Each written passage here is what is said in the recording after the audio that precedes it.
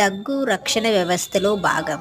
దగ్గడానికి ముందు శ్వాసనాళాల్లోని గాలి చాలా వేగంగా ప్రవహించి, దగ్గుతున్న సమయంలో లోపల ఉన్న అనవసర స్రవాల్ని బయటకు బలంగా నెట్టివేస్తూ దగ్గు ఒక రక్షణ ప్రక్రియలా పనిచేస్తుంది. అందుకే వీలైనంత మేరకు దగ్గును మందులతో అణచివేయడానికి ప్రయత్నించకూడదు. లంగ్స్లోని స్రవాలు చిక్కబడ్డా, వాయునాళాల్లో ఏదైనా అడ్డుపడ్డా దగ్గు రావడం పెరుగుతుంది. దగ్గుతో పాటు కళ్ళే కఫం పడుతుంది. అలా వ్యర్థ స్రావాలను బయటకు పంపించి వేస్తుంది. కాబట్టి దగ్గును మందులతో అణచివేయకూడదు.